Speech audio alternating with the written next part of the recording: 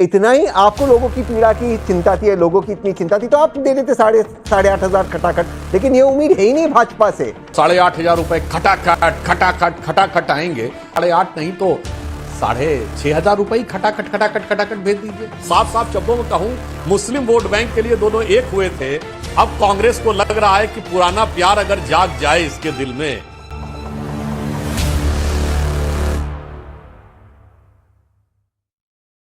इसलिए आ रहे हैं कि एक बच्चा जो लगातार 2 बार से फेल हो रहा था, फेल होने का मतलब इतने नंबर नहीं आ पा रहे थे कि संसद में संवैधानिक दृष्टि से नेता प्रतिपक्ष का पद मिले, वो 99 तक पहुंच गया तो उसकी खुशी समझी जा सकती है।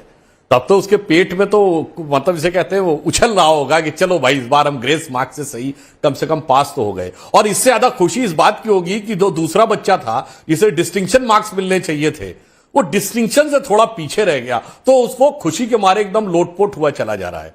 मगर तहसीन भाई ने जो कहा तो मैं याद दिलाना चाहता हूं, अब चुनाव आचार संहिता खत्म हो गई है, तो अब कांग्रेस वालों ने जो कहा था ना कि वो 8,500 रुपए खटाखट आएंगे, तो कम से कम जिन राज्यों में आपकी सरकार है 8,500 नहीं तो 6,500 रुपए ही खटाखट भेज दीजिए। या ये सिर्फ बोलने के लिए थे? ऐसा नहीं है कि आप सब जगह विपक्ष में हैं महोदय, बड़े बड़े 1 दर्जन राज्यों में आप सत्ता पक्ष में भी हैं, तो करके दिखाइए वो जो करके दिखाना है। दूसरा, आपने कहा कि आपको चूचा सुनाई पड़ा, अरे हमें तो खट पट सुनाई पड़ गई।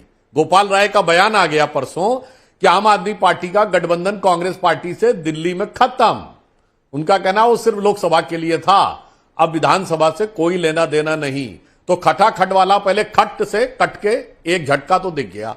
अब आइए, आपने उत्तर प्रदेश में बड़ी अच्छी बात कही, कांग्रेस की कुछ बाछें खिली, कुछ सीटें आई और समाचार मीडिया में आया था, तहसीन भाई बताएंगे क्या सही है, कांग्रेस यात्रा निकालेगी उत्तर प्रदेश में।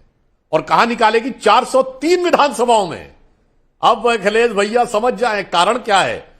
दोनों जिस कारण से एक हुए थे, वही कारण दोनों के बीच में प्रतिस्पर्धा का बनेगा। साफ साफ शब्दों में कहूं, मुस्लिम वोट बैंक के लिए दोनों एक हुए थे। अब कांग्रेस को लग रहा है कि पुराना प्यार अगर जाग जाए इसके दिल में, तो क्या पता मेरी तरफ आ जाए। ये वाला आशिक तो नया है, मैं तो आशिक पुराना हूं।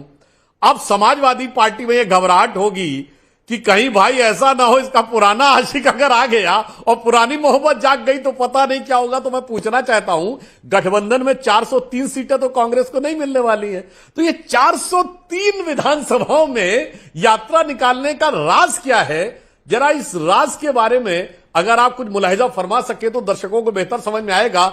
जो वादा केंद्र की सरकार के लिए उन्होंने किया था, सिर्फ वही निभा सकते। इतना ही आपको लोगों की पीड़ा की चिंता थी, लोगों की इतनी चिंता थी तो आप दे देते 8,500 खटाखट, लेकिन ये उम्मीद है ही नहीं भाजपा से।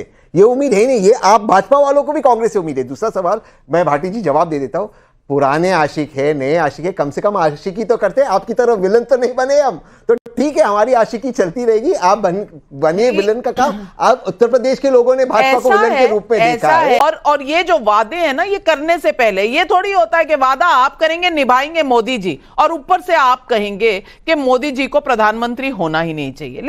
मोदी साहब आगे आकर कहते हैं एक अकेला सब पर भारी, विदेश मंत्री भी मैं ही रहूंगा, फाइनेंस मंत्री भी मैं ही रहूंगा, खेल मंत्री भी मैं रहूंगा।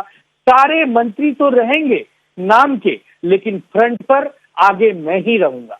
कम से कम इस नई एनडीए की तीसरी सरकार में यह देखने मिलेगा कि कम से कम एक 50 मंत्री कुछ ऐसा काम करके दिखाएं, देश का बच्चा बच्चा उनका नाम ले, उन्हें जाने, उन्हें पहचाने। कहीं ऐसा ना हो जाए कि नरेंद्र सिंह तोमर जो किसी जमाने में कृषि मंत्री हुआ करते थे, आज वो कहाँ है हम नहीं जानते, उतने निष्क्रियता न दिख जाए। इसीलिए जब शिवराज सिंह चौहान का नाम हमने सबने देखा और सुना तो एक उम्मीद जागी कि शिवराज सिंह चौहान जी एक सक्षम नेता है, मुख्यमंत्री रह चुके हैं।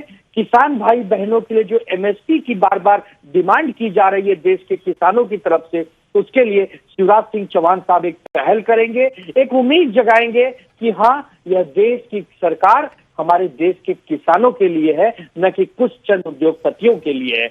और उद्योगपतियों के लिए नहीं करेंगे तो प्रधानमंत्री जी ने बोला कि वो लोग अपने बचपन में सुनते थे कांग्रेस के लिए टाटा बिरला की सरकार, टाटा बिरला की सरकार।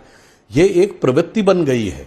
अब उन्होंने खुद बोला कि जब गांधी जी ने ये असहयोग आंदोलन शुरू किया था, विदेशी कपड़ों की होली जलाई थी, तो ये तो नहीं कहा गया था कि मैनचेस्टर की मिल की होली इसलिए तो नहीं जलाई जा रही है कि बिरला स्पिनिंग एंड विनिंग मिल को फायदा देना है। ये तो नहीं कहा गया था। एक सकारात्मक भाव से देखा गया था कि उसके पीछे उद्देश्य क्या था और भारत में। और मैं बता दूं विनम्रता के साथ, महात्मा गांधी बिरला हाउस में रहते थे, उनकी मृत्यु भी बिरला हाउस में ही हुई थी। अभी तक कोई आपने ऐसा नहीं देखा होगा बड़ा नेता जो किसी बिजनेसमैन क्या, और जमनालाल बजाज जी वगैरह इन सब के साथ था। मगर हमेशा के समय भारत के अंदर की चीजों पे आक्रमण करना, और याद करिए महोदय, ये कारपोरेट लॉबिस्ट मंत्रालय तय करते थे। वो नीरा राडिया टेप याद है कि नहीं? बाकायदा बात आ रही है कि कंपनी के प्रतिनिधि लोग पत्रकारों से फोन पे बात कर रहे हैं कि अमुक को अमुक मंत्रालय मिलना चाहिए, और फिर बताया जा अच्छा हम बात करेंगे, अच्छा ये वाला इसको दे दिया जाए तो कैसा रहेगा, और वो मंत्रालय मिले।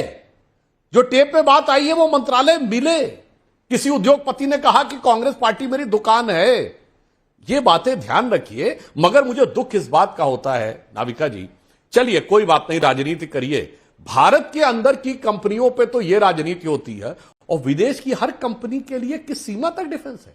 ये भोपाल गैस ट्रेजेडी वाले एंडरसन को, जो यूनियन कार्बाइड का चीफ था, उसके पक्ष में कौन खड़ा था? कांग्रेस पार्टी। उसको हवाई जहाज से भगवाया था। फिर बोफोर्स के पक्ष में कौन खड़ा था? कांग्रेस पार्टी। एक दूसरी विदेशी कंपनी हॉविट्जर, उसके पक्ष में कौन खड़ा था? कांग्रेस पार्टी। अगस्ता वेस्टलैंड के पक्ष में कौन खड़ा था? कांग्रेस पार्टी। अभी आवाज आई है हिंडनबर्ग के पक्ष में कौन खड़ा था? कांग्रेस पार्टी। तो यह मुझे रहस्य बताइए कि विदेश की हर कंपनी का बचाव करना और भारत के अंदर यह दुष्प्रचार करना, और अगर यह है तो गांधी जी और नेहरू जी के जो संबंध थे उद्योगपतियों के साथ, और वहां से लेकर जो डिस्टॉर्टेड मामला हुआ कि उद्योगपतियों के लॉबीज तय करते थे कि सरकार बनेगी, जरा पृष्ठभूमि में बता दीजिए, फिर हमसे आंखों में आंखें मिला के बात कर लीजिए।